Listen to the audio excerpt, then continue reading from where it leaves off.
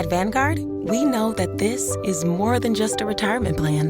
This is your cappuccino date in Italy, the beach house with the matching bicycles. It's your rental car down memory lane, and weekends reuniting with friends from over the years. This is the future you imagined, and we're here to help you build it. Because at Vanguard, you're more than just an investor. You're an owner. Discover the value of ownership at Vanguard.com. Fund shareholders own the funds that own Vanguard. Vanguard Marketing Corporation Distributor.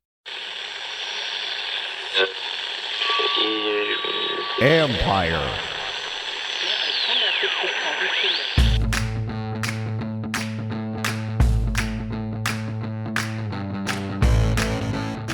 Hello and welcome to my podcast. Today, I'm joined by former NFL GM Randy Mueller because I wanted to get the perspective of someone who has been in a position of power in the NFL. How would they react to Washington's 3-game losing streak, balancing player losses with how they view the overall results? What does he think of the franchise's direction? You can listen to Randy and Mike Sando on the Football GM podcast. They provide good insight. And you can read my work on ESPN.com. Before I play my conversation, a couple things. Ron Rivera said they will continue to start Taylor Heinicke at least on Sunday, but that he would like to get Kyle Allen some reps. I'm guessing that could mean if Washington is out of the playoffs, then Allen could start the finale. I don't think it's a lock that Allen plays again, even with what Rivera said. I think because if if Washington wins Sunday and they have an outside shot at the playoffs the following week, you're going with the guy you consider the best guy. And right now, they still clearly think that it's Heinicke. But I also wouldn't dismiss if Heinicke gets off to a slow start, coming off of what he showed against Dallas in each of the last two Dallas games, then I think you would be wise to make a change. I would be curious to see what Allen could do. I know they don't view Heinicke as some long-term answer, but they clearly still think he gives them the best chance to win. But again, I would say if he struggles early, I can see a scenario where they turn to Allen. It's not that he's much better or factors more in the future. Allen is a restricted free agent after the season. I know the line is they need to find out what they have, but they do know what they have in both quarterbacks. And their opinion on Heinicke has not wavered this season based on my conversations. High-end backup, low-end starter. Anybody who thinks they viewed him as a possible long-term solution, I think just doesn't know. They did not view him as a long-term option, but they did hope or wonder what his ceiling in this role could be. Keep in mind, they went with Ryan Fitzpatrick entering the season, despite him looking okay at best this summer. Heinicke has had some good, fun moments. He's had some good games. And he's also had games where he's been just really bad.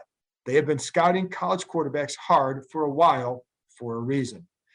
But Heinicke does figure into the future because of the description of high-end backup, low-end starter. You need guys like that, even if it's just as a backup. That he can help them. They will look hard at other quarterbacks, and I think they best find one. We'll explore quarterback options in other episodes down the road, but just know they will be looking hard at them. I don't think you want to force an issue on a guy and overpay for both picks and money, but you do need to find a guy. I also think it's going to depend on how they view this overall season, where the roster is at, how aggressive they could be with where the roster is at, and the urgency that they have. I think they're going to have to show some more urgency after the season, but that'll be something to watch as well. I do think they're going to look really, really hard at it. And how aggressive they are, I don't know yet. I want to ask Randy about this, but I asked Rivera if it was hard to separate looking at the direction of the franchise after a loss like that, if it's hard to do. It was such an ugly loss. He said it was just one bad game and not indicative of the direction. Clearly, a coach in power is going to say that. I know the fan base only wants heads on platters this week, and they only want to hear one thing. They want rants, they want anger, they want everything. But to only take that game as the indication of the direction would be a mistake. Why that game instead of, say, Tampa? You have to take in the entire picture of a season and also have to weigh that versus your situation at the time, just like you should have done last year. I never thought for a second Washington would beat Dallas Sunday night. In fact, I thought the game would be over by halftime for a couple of reasons. Dallas is more talented, more playmakers on both sides of the ball, and Washington was missing too many players. A 42-point loss is different. It was really bad. I also think that if this happens next year, the coach would react much different because it's further along in their, quote, process. But to measure direction, I'd want to see how they finish these next two games. If they win both, then when having more players back, does that alter your opinion? Having said that, in the past year, and maybe to a degree last year, there's been an overstating the other way, thinking they were further along than they actually were. I think I wouldn't be shocked if that happened to the Eagles this offseason. Go back, look at their schedule, look at their wins, look at the quarterbacks they faced. Are they as good as their record? I don't know. I know they're a good team. I know that they're right at Washington's level, or Washington's right at that level, but how good are they? I think you have to take everything into account. So the key is not to dismiss Sunday's game simply because of who is missing, but it's also to not overreact for the same reason. An honest evaluation is the best one. If there are coaching issues, you can't dismiss them because of who wasn't there. You can still get players to execute too. I also know that for them, losing Cole Holcomb last week was devastating. He's not a Pro Bowler, we know that, but he is the quarterback of the defense, and he's been calling the signals all year. He's better in coverage than David Mayo. They knew going into the game that not having Cole would hurt. Mayo did some nice things in the run game, and again, Holcomb's absence does not account for a 42-point difference. I think it just made it tougher, but, come on. That wasn't the difference in the game. Don't make excuses for them. Do see reality. I know that requires some nuance, and sometimes I think I go overboard on nuance because I try to see everything. But a reason Washington climbed back into playoff contention was because of how Rivera handled things. Calm, even. Didn't rip guys publicly, even when they were 2-6, because he doesn't see value in that. That's not what he's going to do. So why do it after Sunday? It's not who he is. I've seen guys rip guys here publicly. Jay Gruden did it to Robert Griffin III. Didn't sit well in the locker room, even with guys who did not like Griffin. I will say during that, now if a guy's not giving effort, then he deserves it. I will say during that 4-game win streak, I felt they looked better than they did they looked like a better team than last season. I think their 6-6 record at this year was far stronger than what they showed last year, simply because the teams they played were a lot better. The ones they were losing to were better than who they lost. They lost the Giants twice in the Lions when they had a 2-7 record. Those are bad. Those aren't good teams. And the list of quarterbacks they're playing is just better. Of the 15 quarterbacks they faced so far, the worst are guys like Cam Newton. Then you have like Daniel Jones, Hurts, Winston. That's like those guys are among the worst they faced. Cam Newton was not a good quarterback when they, this season, but it was the first game back for him and all that. But the point is, if those are the worst you faced, you face some pretty good quarterbacks. I like Jalen Hurts, what he offers, competitive. I love the leadership he has. There's still debate as to where he's going to go, but each of those guys offers something. So again, that's the worst that they probably have faced. Last year, they played Dallas twice with no Dak Prescott. Also faced Nick Mullins and a rookie Jalen Hurts, who was not as good as he was 2 games ago. Joe Burrow got hurt and missed the second half of the game where Washington might have been 6-10.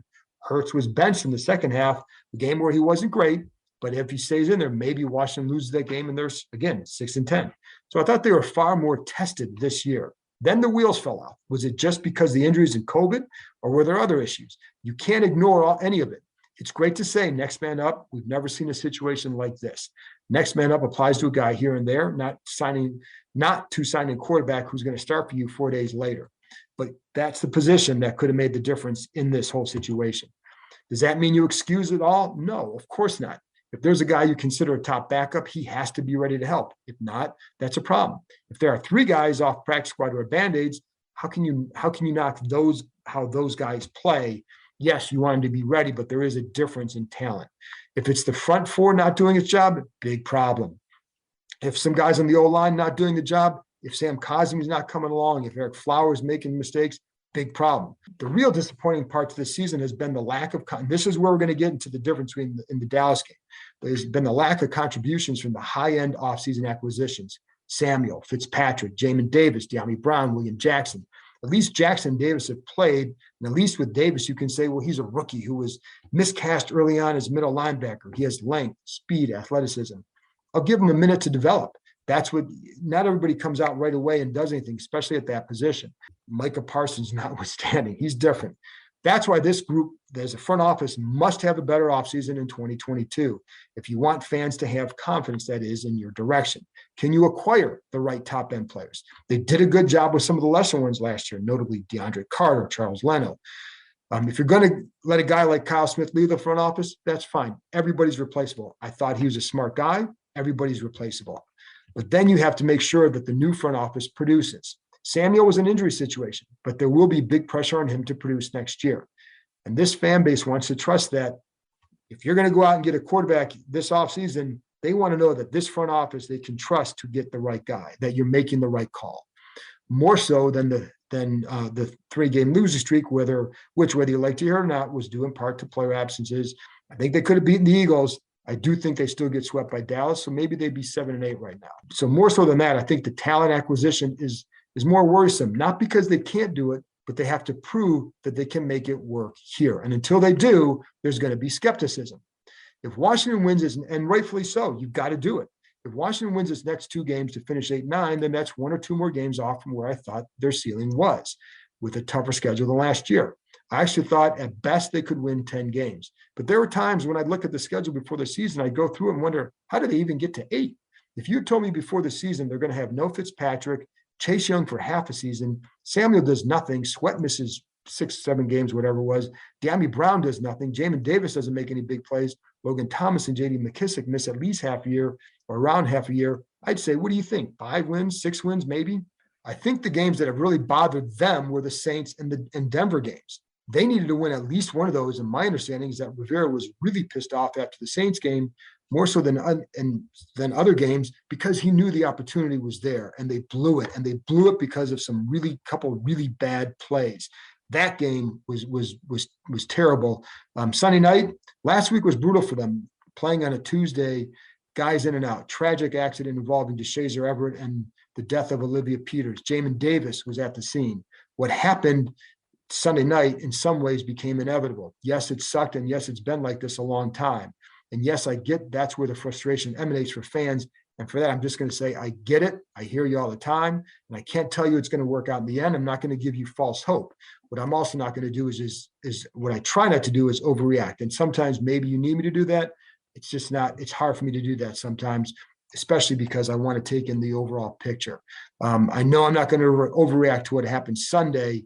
So there you go. And if that's what you want from me, I apologize. The hard part to me is that they snuck 2 wins out of the first 8 games. They looked really good for about 4 weeks, but that's about it. To me, that's too short of a window to look that good as an overall team. I think the defense looked better for a few games before that, Green Bay, Denver as well. But I think they needed to play a lot better for a longer period of time to feel really good. But I do agree with Rivera here. I think we're going to learn a lot about this team this week. It's the first normal week they've had in probably a month. They went from a Monday night game to the West Coast, faced a Dallas team coming off 10 days rest, had COVID ripped through them, had a game postponed 2 days, had a short week to travel to Dallas.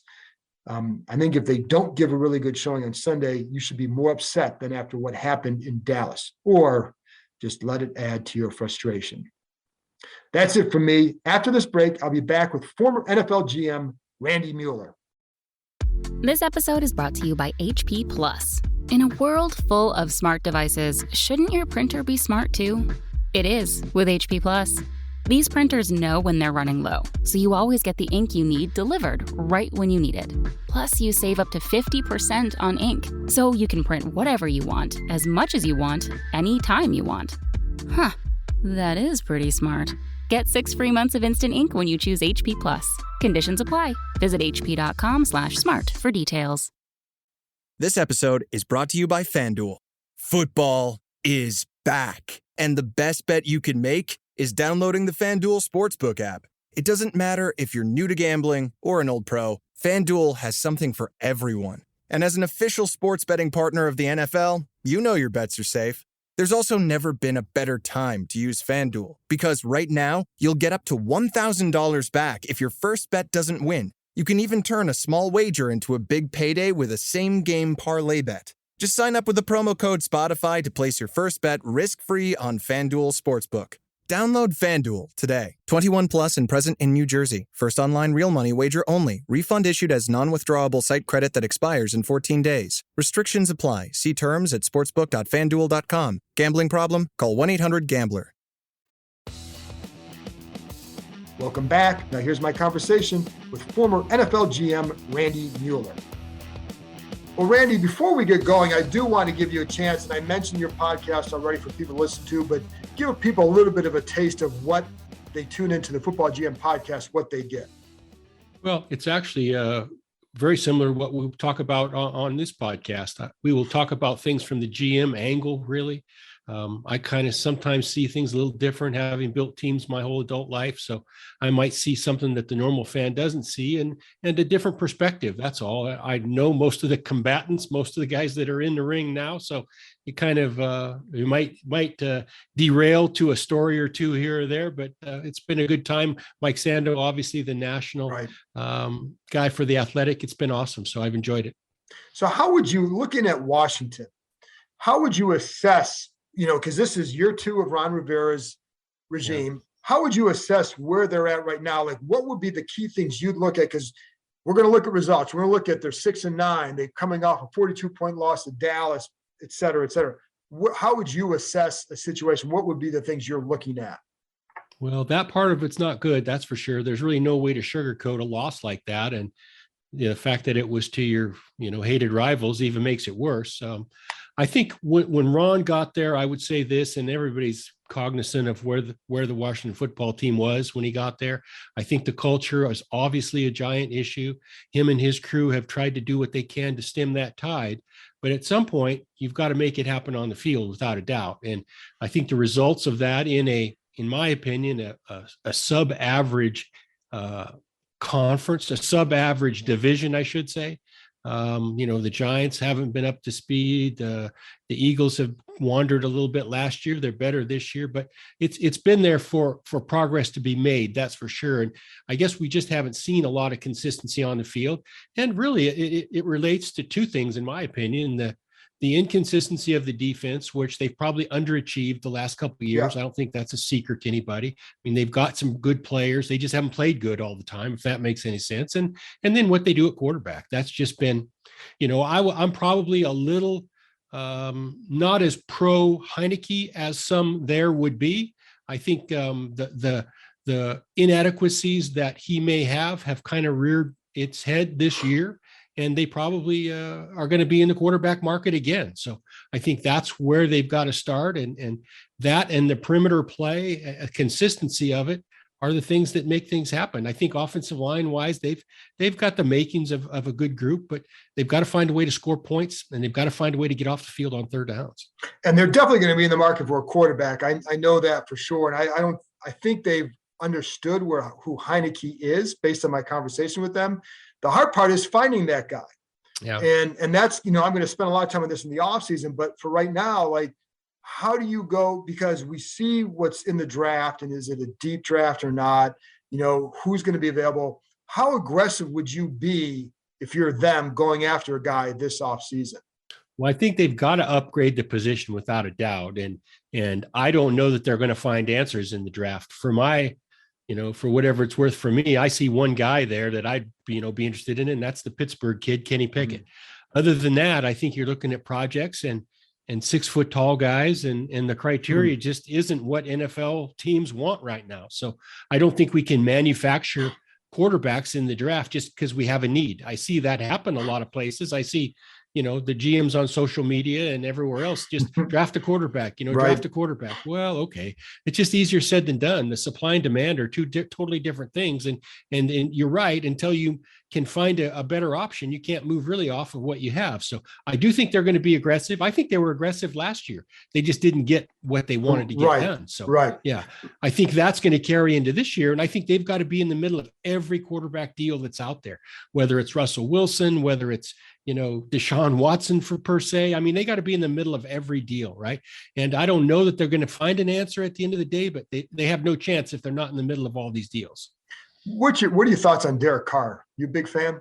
I like him. I think he has a lot of pluses. I think he turned a corner a year ago in that he sure showed that finally, in my opinion, he kind of matured into a guy that is more than just a clean pocket passer. He's always been pretty. He's always been able to make all the throws when the pocket is clean. But it's been a noisy pocket for him the last couple of years, and he's navigated it pretty good. So I do like Derek.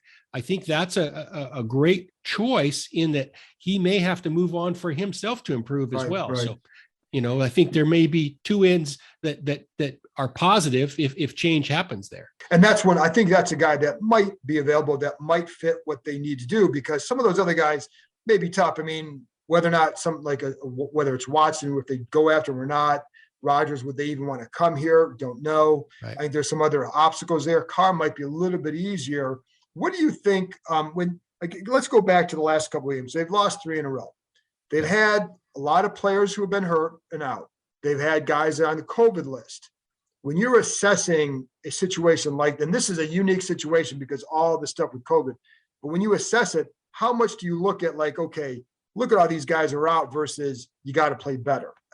Is that hard to do, or is it an easy thing to do? I really can't look at the guys that are out and use that as an excuse, because I think every team has had it.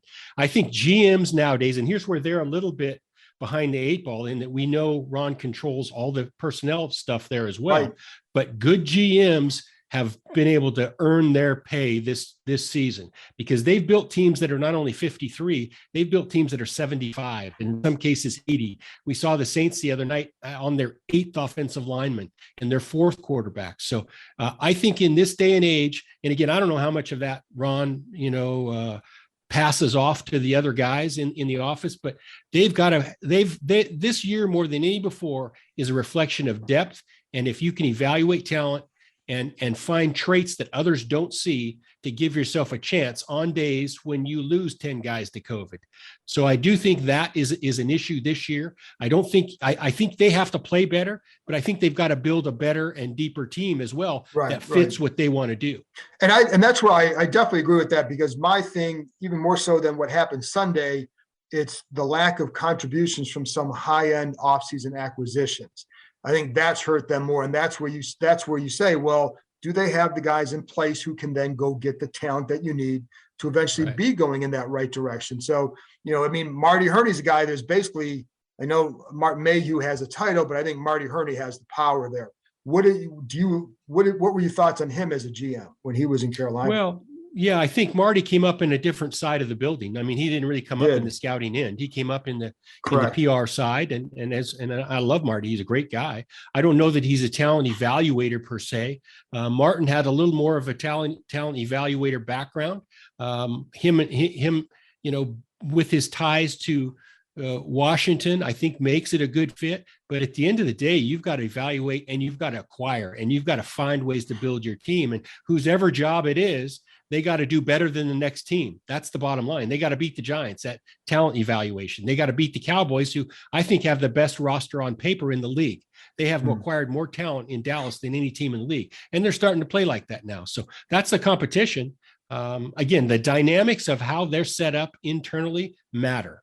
But I think Ron is smart enough to know that he's got to turn some of that over to people who do it 24/7. But I think he's been spread thin. I'll be honest with you. I think he's more than a coach. He's really the president of the team, to be honest with you, the way I see it. He's kind of the face of the team, and he everything is run through him. I think it takes him away from coaching, which is his strength, and he has to apply a lot of what he does to other areas of the building, which I don't think is a good thing. But that's just my opinion from 30,000 feet. Well, but I think a lot of teams tend to agree with you now because very few coaches have that kind of situation, right? Well, it's a total different mindset for one thing. I know this. I wouldn't have time to coach if someone came to me as a GM and said, hey, can you coach the team too? I mean, I'd laugh. So being a GM, whether you have the title or not, I don't think matters. But what Ron has to do is really give that power, pass that baton to somebody who he trusts, who can build this team for him so he can spend 99% of his time coaching. That's what's got him success in this league. It's not as a team builder per se, it's as a coach. And that's what he's got to fix, is the coaching part, and probably, acquiesce some of that other job description to somebody else, whether it's Marty or Martin or whoever.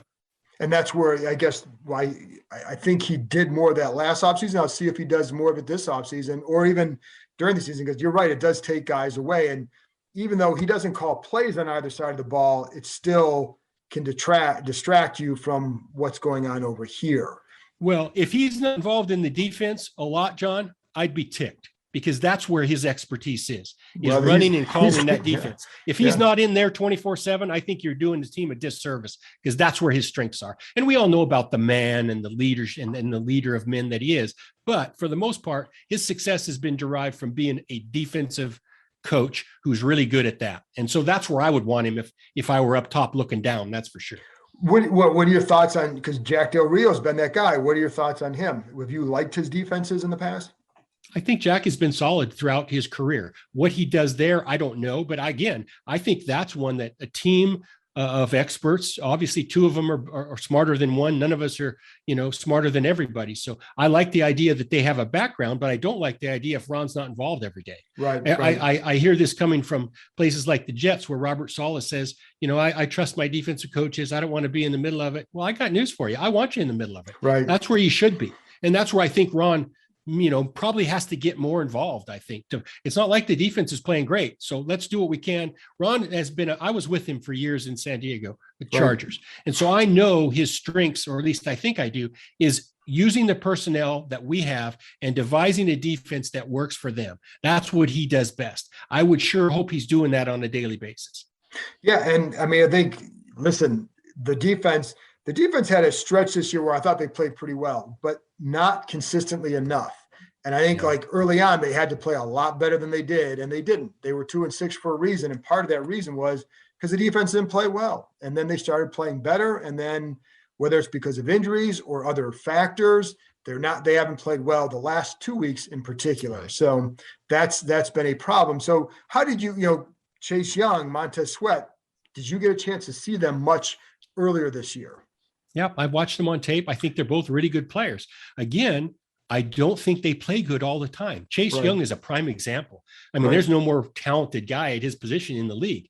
But I thought with the way he started his season was shaky at best. Right. I saw a guy kind of going through the motions. I'll be honest with you. It wasn't the same hungry bandit kind of come after him like I had seen before. So there was something missing there before he got hurt. Something's got to get those guys going again, whether it's the scheme, whether it's the coach, whether it's all the above. I just think they all have to do better at that spot. And then when you talk about Dallas and having the best roster, you feel like they have the best roster in football or in the NFC?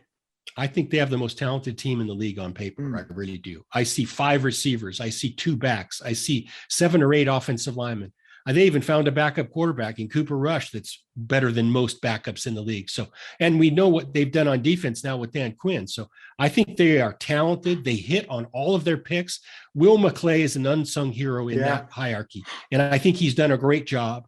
He's really the GM and the evaluator, the go-to guy for all of that stuff. And I think he's done a masterful job in putting talent on the field. And their coaches have expanded the roles of these guys to fit their skill set as good as anybody. And you can credit Dan Quinn for that. If you when we're looking at Washington, they come off that game. If they go out and win their next 2 games, what do you think? I mean, 8-9, like what would that change your opinion of the direction of things, or how would you, and I know a lot of it depends on how they look and all that, but they play the Eagles and the Giants. How would you, if they can finish 8-9, what would that say anything about them, or what would it say? Well, I think it obviously leaves them a good taste in their mouth at the end of the season, but I'm more convinced that it's the whole season as a whole, and are we progressing? And is the process we're using to, one, identify players? Have we set the criteria right for what we want at each position? And is that criteria working? And then once we get these guys here, are we developing them?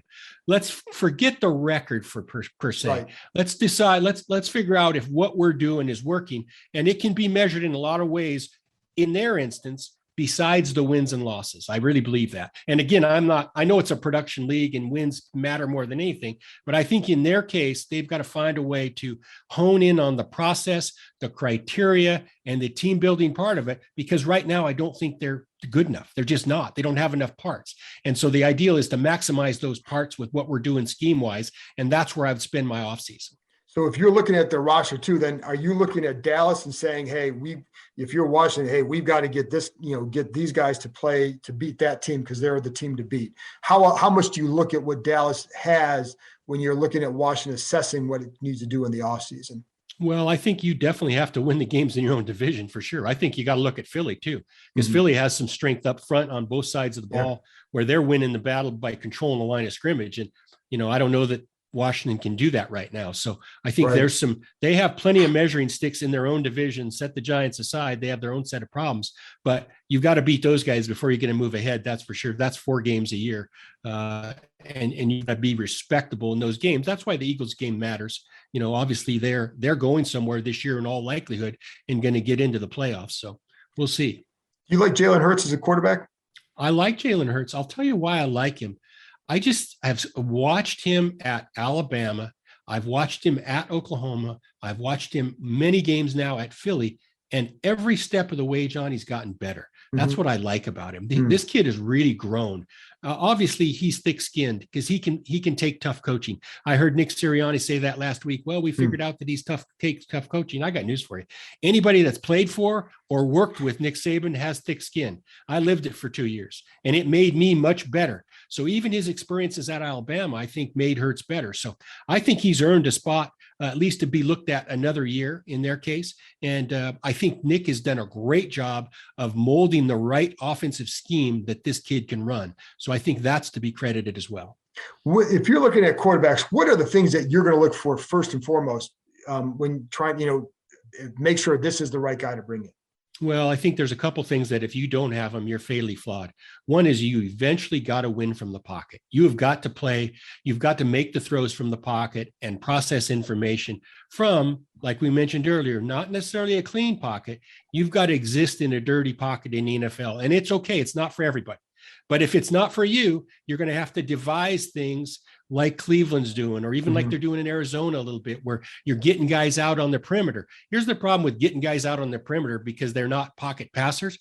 The defense only has to defend half the field when they get out of the pocket. So that comes with a little caveat of a trade-off. So I'm looking for a guy that can beat you from the pocket and who can process information. Those are the big things. I'm assuming we can get a guy that has a strong enough arm to make most of the throws, but he's got to be able to exist in the pocket because they're going to make you stay there eventually. Defensive coordinators are really good. And then you've got to be able to process tons of information. Did you see the interview with Jalen last week where he came in the post-game interview, was asked about a certain play, why he didn't throw to a certain man?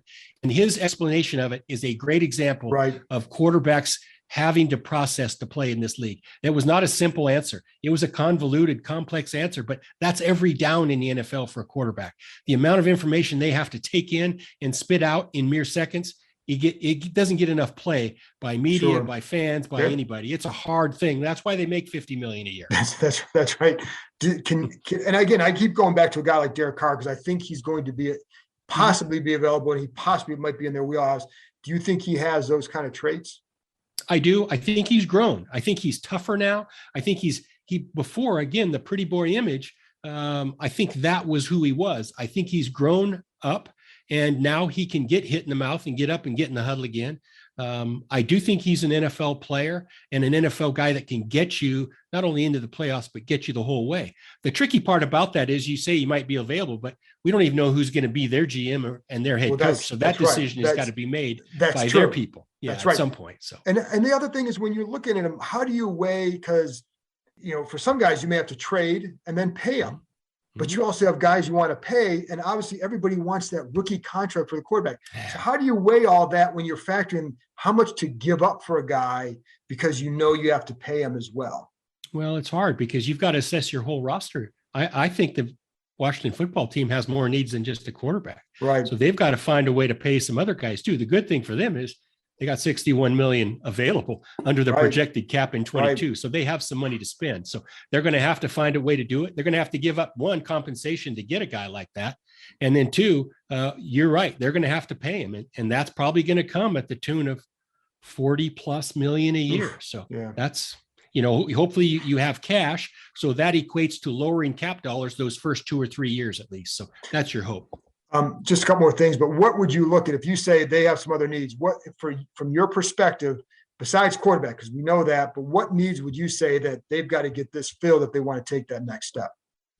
Well, I think perimeter on offense, they've got to find a way offensively to threaten somebody and get an identity. Correct. And some of that's players, but some of that's the scheme as well. I think Scott Turner has to do a better job of spreading the ball and actually, one, saying what we are, and two, putting fear in somebody. I don't think anybody fears the Washington football team when they line up to defend them. They don't have anybody like that. Obviously, McLaren, the receiver, is really good. But beyond that, I just see some guys. And so they need more players who force you to defense them differently. And I just don't see that right now. What can Scott Turner do? If you don't have that, what could he do as a coordinator to help that? Well, he's going to have to find a way to stretch the field. And that's the biggest thing that comes with added speed. I think this team needs to add some speed somehow, some way. They've got to find ways that even if you don't throw balls long, they have to defend you and respect the fact that you can. So they need to go find a speed receiver. They need to find somebody that can stretch the field and do some of that. And then up front, they're still not, what's going to happen with Brandon Sheriff? Right. Can they afford to pay a guard, another $20 million a year? I don't know. And Sam Cosby, he's been average at best. And is he the answer? I don't know. He got to toughen up too. So they've got some holes that they need to look at hard and fill. The kicker of it with the speed is that they signed Curtis Samuel and drafted De'Ami Brown last year to do that. And that's where I go back to like acquisition for the high end guys didn't pay off for them this year. And that's, but what you say they need, technically it's on the roster. They haven't, but it hasn't worked out. I think that's what the kicker of all that is. And so, and that could come down to, like you said, the evaluative skills of some. Right. I got news for you. There are better evaluators than others. That's just the way the business is. Right. So, and I'm not saying they don't have them there, but you can't swing and miss very often in this business. I know that. Right. And what happens is then you have what you've had in Washington for years. And so that's not what anybody wants from this fan base. I know they don't want that. So, Randy, I appreciate you joining me and I appreciate the insight. Thanks a lot for coming on. And again, people, go listen to Football GM podcast. Thanks, Randy. Thanks, John. This episode is brought to you by CVS. It's okay to do some things halfway, like wearing your pajama bottoms on a work call, but managing your prescriptions shouldn't be one of them. That's why CVS has a proprietary search tool to find ways that may help lower your prescription costs, and they'll deliver them for free. So you can stay on top of the prescriptions that keep you healthy without getting out of your PJs. Visit or call a CVS today and get a free prescription review.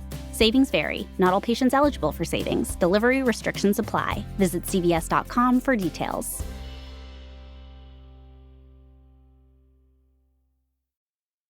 This episode is brought to you by Candy Crush Saga. The holidays can be pretty hectic, so take a little time for yourself with the ultimate holiday treat, the classic Match 3 puzzle Candy Crush Saga. And right now, you can catch the limited time event Sweet Surprise Season and win sweet daily rewards like a super rare party booster and up to 10 gold bars. Don't miss out. Play Sweet Surprise Season and Candy Crush Saga and crush it this holiday season now until January 1st. Download from the App Store, Google Play, or Windows Store for free. Terms and conditions apply.